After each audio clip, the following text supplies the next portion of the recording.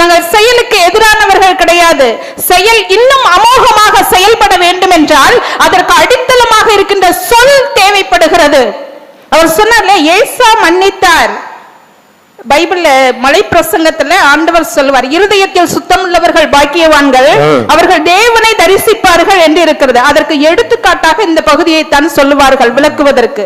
எப்படி என்றால், யாக்கோபு ஏசாவை பார்க்கின்ற போது சொல்லுகின்றார், உம்மை பார்க்கும் போது தேவனுடைய முகத்தை தரிசித்தது போல இருக்கிறது. மன்னிக்கின்றவர்களின் முகம் தேவதூதர்களின் முகத்தை போல் இருக்கும். அதே போல ஏன் இன்னைக்கு எல்லாரும் மன்னிக்க மாட்டேன்றாங்க? அதுக்காக தான் சொல் வேணும்னு சொல்றோம்.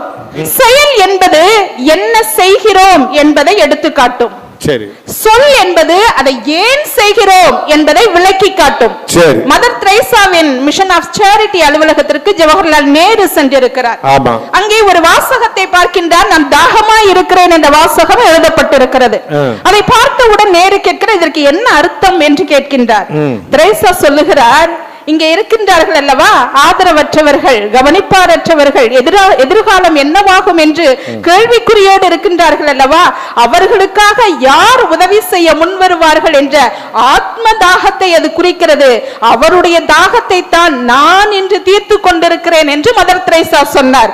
அதுதான் நற்செய்தி பணி. தலைப்பிலேயே என்னன்னு சொல்லி இருக்குது, நற்செய்தி பணி. அதுல செய்தியை எடுத்துட்டீங்கன்னா அதுக்கு பேர் நற்பணி. நற்பணியை யாரு வேணாலும் செய்யலாம். அந்த நபர் பேர் வாங்க வேண்டும் என்பதற்காக சில நல்ல காரியங்களை செய்வார்.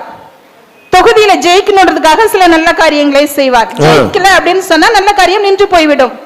ரசிகர்கள் அவர்கள் இருக்கிற வரைக்கும் அந்த நற்பணி நடக்கும். இல்லாத பட்சத்தில் அது முடிந்துவிடும். அது ஒரு எல்லைக்குள் தான், தமிழ்நாட்டுக்குள் தான் நடக்கும். ஆனால் நற்செய்தி பணி என்பது எல்லையற்றது, கால வரையறைக்கு உட்படாதது. இயேசு 2000 ஆண்டுகளுக்கு முன்பு சொல்லி போனது இன்றும் நடந்து கொண்டிருக்கிறது. நன்மை செய்கிறவராகவே சுற்றி திரிந்தார். உண்மைதான். ஏன் நன்மை செய்கிறவராகவே சுற்றி திரிந்தார்? நன்மை செய்கிறவன் ஒருவனும் இல்லை, அவர் ஒருவர் தான் நன்மை செய்கிறவராக இருந்தார். அதனால்தான் ஊர் ஊராக சென்று எல்லாருக்கும் அந்த சொல்லை விதைத்துக் கொண்டிருந்தார். எல்லாரும் என்னை போல் மாறுங்கள், நல்லவர்களாக மாறுங்கள் என்ற சொல்லை சொன்னார். சீமோன் வந்து சொல்றாரு, ஆண்டவரே உம்மை எல்லாரும் தேடுகிறார்கள். எதனாலனா சுகம் பெறணும்னு சொல்லி வந்து நிக்கிறாங்க மக்கள். அப்ப ஆண்டவர் சொல்றாரு, நான் அடுத்த ஊர்களிலும் பிரசங்கம் பண்ண போக வேண்டும், அதற்காகவே நான் புறப்பட்டு வந்தேன். ஆண்டவரே சொல்லுகின்றார், நான் செயலுக்கல்ல சொல்லுக்காக புறப்பட்டு வந்திருக்கிறேன். நான் ஒருவனாக எத்தனை காலம் இந்த நன்மைகளை செய்வது? எல்லாரும் நன்மை செய்கிறவர்களாக மாற வேண்டும், அதற்காகத்தான் வந்திருக்கிறேன் என்று சொல்லுகிறார். 18 வருடம் கூனியான பெண், 38 வருடம் நடக்க முடியாத ஒரு மனிதர், 18 வருடமாக ஒரு இரக்கமில்லாத சமுதாயத்தில் அந்த பெண் இருந்திருக்கிறாள். 38 வருடமாக உதவி செய்வார் யாரும் இல்லாமல் அந்த நடக்க முடியாத மனிதன் இருந்திருக்கிறார். இப்பொழுது வந்து அவர் சுகப்படுத்துகிறார். அதை தடுப்பதற்கு சட்டத்தை கையில் எடுக்கின்றார்கள். நாமளும் பல நூற்றாண்டுகளாக சொந்த மண்ணிலேயே அந்நியர்களாக்கப்பட்டவர்களாகத்தானே இருந்தோம். ஏன் இங்க இருந்து ஒரு நபரை உங்களால சொல்ல முடியல? அன்றைக்கு ஒரே நல்லவர், நல்ல போதகரே என்று இயேசுவை சொன்னார்கள். எந்த அளவுக்கு நல்லவர்? என்னை நல்ல போதகர் என்று சொல்வானேன் என்று அந்த பட்டத்தையே வெறுத்த அளவுக்கு நல்லவர். ஆனால் இன்னைக்கு 2000 வருஷம் கழிச்சோம் எத்தனை நல்லவர்களை நீங்க சொல்றீங்க? அதே மதர் தெரேசா, அதே ஐடாஸ்கடர், ஏன் மற்றவர்களை உங்களால் சொல்ல முடியவில்லை? ஏனென்றால் சொல் அங்கே விதைக்கப்படவில்லை. சொல் என்பது விதை போன்றது, செயல் என்பது அதில் விளைகிற பயிர் போன்றது. இன்றைக்கு நாம் அறுவடை செய்து கொண்டிருக்கிற பயிர்கள் எல்லாமே இயேசு கிறிஸ்து அன்று விதைத்த சொல் என்ற விதையில் இருந்து வந்த விளைச்சல்கள். நாளைய தலைமுறை இதே செயலை, பயிரை அறுவடை செய்ய வேண்டும் என்றால் இன்றைக்கு சொல் விதைக்கப்பட்டாக வேண்டும். கல்வி என்பது தனி உடைமை, மருத்துவம் என்பது தனி உடைமை, எல்லாம் தனி உடைமையாக இருந்த போது அது எல்லாருக்கும் கிடைக்க வேண்டிய பொது உடைமை என்று மாற்றியவர்கள் தான் அந்த சொல்லினால் இங்கே வந்து செயலை செய்தவர்கள். விபச்சாரத்தில் பிடிப்பட்ட பெண்ணை பற்றி அவர் சொன்னார். அந்த பெண்ணை கொண்டு வந்து நிறுத்துகிறார்கள். இயேசுவை குற்றப்படுத்த வேண்டும் என்பதற்காக ஒரு பெண்ணை இங்கே பலிகடா ஆக்குகிறார்கள். இன்றைக்கும் அந்த சூழல் மாறிவிட்டதா? பெண்ணை பற்றிய பார்வை, பேச்சு, செயல் எல்லாமே கண்ணியத்திற்குரியதாக இருக்கிறதா? மாறவில்லையே. அங்கே கொண்டு வந்து நிறுத்தியவுடன் இயேசு கிறிஸ்து வார்த்தையால் சொல்லலையா எழுதினாராம். யோவான் 8வது அதிகாரம் போய் படிச்சு பாருங்க. வார்த்தையால் சொன்னார், உங்களில் பாவம் இல்லாதவன் முதலாவது இவள் மீது கல்லெறியட்டும். அவர் நினைச்சிருந்தா, நீங்க சொல்ற மாதிரி ஒரு செயலை செய்திருந்தா, அந்த பெண்ணு மேல கல்லெறியும் போதே அதை தடுத்து நிறுத்தி ஒரு அற்புதத்தை செஞ்சிருக்க முடியும், அந்த பெண்ணை காப்பாற்றி இருக்க முடியும். ஏன் வார்த்தையால் சொல்லுகிறார் என்றால், இப்போது அந்த பெண்ணை என்னால் காப்பாற்ற முடியும். ஆனால் இதே நபர்கள் இந்த கல்லெறிகின்ற நோக்கத்தோடு இன்னும் வேறொரு பெண்ணை எறிவார்கள். அவர்களை யார் காப்பாற்றுவார்? இங்கே தேவையானது செயல் அல்ல, சொல். அந்த கல்லெறிய வந்தவர்களின் மனம் மாற வேண்டும் என்பதற்காக அதை சொல்லுகின்றார். அடுத்து சகேயு ஆண்டவரை பார்க்கணும்னு சொல்லி வர்றார். வந்த உடனே ஆண்டவர் சொல்றாரு, இறங்கி வா, இன்னைக்கு நான் வீட்டுல தங்கணும்னு சொன்ன உடனே சகேயு சந்தோஷமா வீட்டுக்கு அழைச்சிட்டு போறாரு.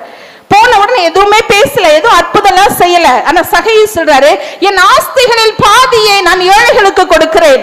நான் யாரிடமாவது அநியாயமாக வாங்கி இருந்தால் அதை நாணத்தனையாக திருப்பி கொடுக்கிறேன் என்று சொல்லுகிறார். ஏனென்றால் வார்த்தை மாம்சமாகி கிருபையினாலும் சத்தியத்தினாலும் நிறைந்தவராய் நமக்குள்ளே வாசம் பண்ணினார். சகேயுவினுடைய உள்ளத்திலும் அவருடைய வீட்டிலும் என்றைக்கு இயேசு என்ற வார்த்தை போச்சோ அப்பொழுதே அவர் மனம் மாறி சொல்லுகிறார், என் ஆஸ்தியை பாதியை ஏழைகளுக்கு கொடுக்கிறேன் என்று.